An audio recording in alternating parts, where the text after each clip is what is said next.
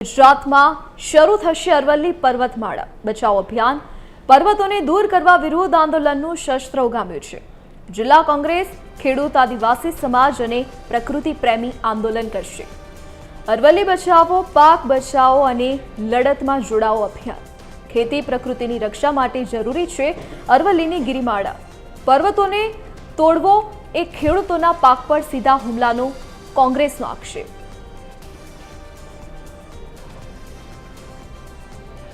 संवाददाता Sameer Bloch phone line पर जोड़ाई गया है। जी समीर, શું વિગત? બિલકુલ, જો વાત કરવામાં આવે તો રાજસ્થાન બાદ હવે ગુજરાતમાં પણ શરૂ થશે અરવલ્લી પર્વતમાળા બચાવો અભિયાન। અરવલ્લી જિલ્લા કોંગ્રેસ પ્રમુખ અરુણ પટેલ દ્વારા અપીલ કરવામાં આવી છે કે ખેતી પ્રકૃતિની રક્ષા માટે જરૂરી છે અરવલ્લીની ગિરિમાળાઓ અને અરવલ્લી પર્વતને તોડવો એ સીધો ખેડૂતોના પાક અને પીવાના પાણી પર હુમલો છે। 100 મીટરનો પર્વત નહીં તો અરવલ્લીની ગિરિમાળાની સામે આંદોલન શરૂ કરવાની હાકલ કરવામાં આવી છે। જિલ્લા કોંગ્રેસે ખેડૂતો આદિવાસી સમુદાય અને પ્રકૃતિ પ્રેમી સાથે આંદોલન કરશે। અરવલ્લી બચાવો પાક બચાવો અને લડતમાં જોડાઓ અભિયાનની શરૂઆત કરવામાં આવશે। જી સમીર, વિગત બદલ આપનો આભાર।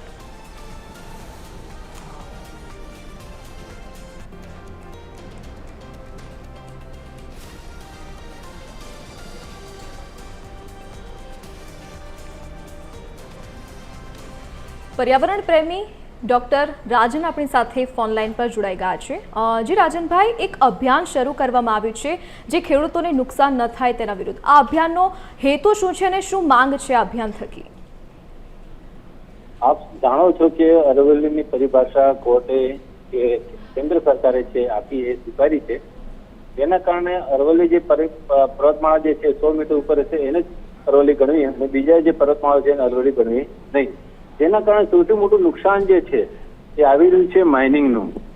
જેના કારણે આદિવાસી સમુદાય જે જંગલોના આજુબાજુ રહે છે, જંગલોમાં રહે છે, સાથે સાથે બિન આદિવાસી સમાજ જે જંગલોમાં સાથે રહે છે એનો મોટો પડકાર આવી રહ્યો છે।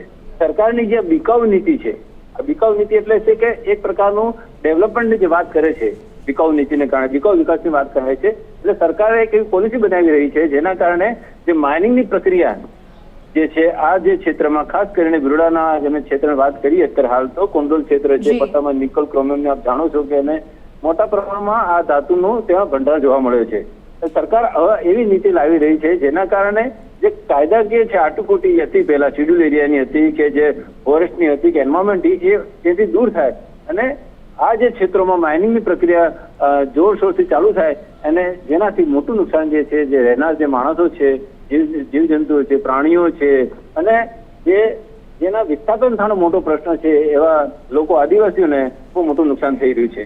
એના સંદર્ભમાં આજે અમે એના વિરોધમાં આંદોલન કરીશું। એક આંદોલન એટલે એક મુવમેન્ટ કરીશું જે લાંબા સમય ચાલે અને સરકારને આ જે પગલું છે, સરકારની જે પરિભાષા મૂકી છે કોર્ટમાં અરવલ્લીની એ પાછી લેવી પડે એવી અમે આંદોલનની વાત કરી રહ્યા છીએ અને સાથે લોકોનો બધા સાથ સહકાર લઈને તમામ વર્ગોનો સાથ લઈને અમે આ લડત ચાલુ કરીશું। जी राजन भाई, आप जोड़ाए हमारी साथे ते बदल आपनो आभार। अरवल्ली कांग्रेस प्रमुख अरुणभाई पटेल अपनी साथे फोनलाइन पर जोड़ाई गया है। जी अरुणभाई, एक अभियान शुरू करवामां आव्युं छे पर्वतमाळा बचाव अभियान। आ अभियाननो हेतु शुं छे, शुं मांग छे? नमस्कार। સૌથી પહેલા તો આપે પણ જે આ વાતને સમર્થન આપ્યું અને જે મીડિયા સમક્ષ આપ ફરીથી જેને એ કરવા માટે કર્યું બદલ આપનું પણ અભિનંદન આપું છું। મૂળ વાત એવી છે કે અરવલ્લી જિલ્લો સાબરકાંઠા જિલ્લામાંથી જુદો પડેલો। અરવલ્લીની હારમાળા એ એક માત્ર પર્વતની હારમાળા નથી, એ ખેડૂતોની વાત હોય કે પાક બચાવવાની વાત હોય એ બાબતે પર્વતમાળાએ હંમેશા એ રહ્યું છે। પર્વતમાળાની અંદર અરવલ્લીનું જે નામ છે એની અંદર તમે જોયું હશે તો અરવલ્લીની ગિરિકંદરાઓમાં શામળાજીનું સુપ્રસિદ્ધ યાત્રાધામ ગણાય છે। અહીં આગળ કકરાઈ માતાનું મંદિર ગણાય છે। બધી ટેકરીઓ પર બધા માતાજીઓના ઘણા બધા મંદિરો પણ આવેલા છે।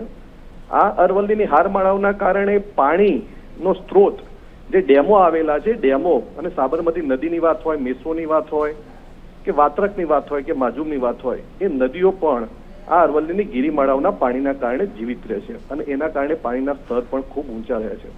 અને જે પ્રકૃતિ પ્રેમીઓ પણ છે એ પણ અરવલ્લીની હારમાળાઓના કારણે આ જે નિર્ણય કોર્ટ દ્વારા જે અપાયો છે એનો અમે પણ સખત શબ્દોમાં વિરોધ કરીએ છીએ।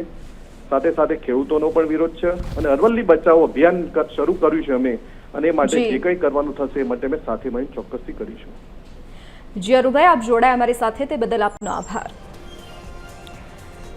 સામાજિક કાર્યકર્તા નિલેશભાઈ જોશી આપણી સાથે ફોનલાઈન પર જોડાઈ ગયા છે. જી નિલેશભાઈ, એક અભિયાન શરૂ કરવામાં આવ્યું છે પ્રકૃતિ પ્રેમીઓ દ્વારા આંદોલન. આ આંદોલનનો હેતુ શું છે, શું માંગ છે? અરવલ્લી ગિરિમાળા એટલે એના માટે એવું કહેવાય કે આ ગિરિમાળા અરવલ્લી એટલે અરવલ્લીથી શરૂ થાય, અરવલ્લી જિલ્લાથી, અને દિલ્હીના સંસદ ભવન સુધીની આ ગિરિમાળા ફેલાયેલી છે. ગ્લોબલ વોર્મિંગનું ચાલી રહ્યું છે ત્યારે પૂરું વિશ્વ ચિંતિત હોય અને એક બાજુ આની અધ્યક્ષતા ભારત દેશ અને વડાપ્રધાન કરતા હોય ત્યારે જ આ જ દેશમાં અરવલ્લી ગિરિમાળાને નુકસાન થઈ રહ્યું હોય એ કોઈ પણ સંજોગોમાં ચલાવી લેવાય એવી વાત નથી. અને આ આંદોલનને સંપૂર્ણ આમ જનતાનો ટેકો છે. જી નિલેશભાઈ, આપ જોડાયા અમારી સાથે તે બદલ આપનો આભાર. અરવલ્લી હારમાળાઓને કારણે અરવલ્લી જિલ્લામાં સુપ્રસિદ્ધ યાત્રાધામ શામળાજી સહિત ઘણા બધા યાત્રાધામો પણ આવેલા છે. એનું પણ સામે પ્રશ્નાર્થ ઉભો થશે. સાથે સાથે જે મેસો ડેમ, માજુમ ડેમ અને સાબરમતી નદીઓની અંદર જે વહેતું પાણી એ અરવલ્લીની હારમાળાઓમાંથી આવતું પાણી છે, જેના કારણે પાણીને પણ ખૂબ નુકસાન થવાનું છે, ખેડૂતોના પાકને પણ નુકસાન થવાનું છે. ત્યારે આવો આપણે સૌ સાથે મળી અરવલ્લી બચાવો અભિયાનની અંદર જોડાઈએ